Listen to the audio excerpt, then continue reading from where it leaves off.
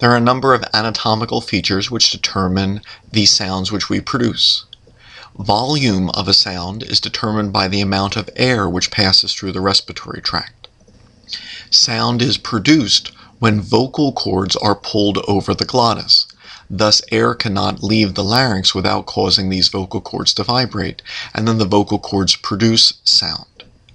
The tension in the vocal cords controls the pitch of the sound, so taut vocal cords will make a higher pitch sound.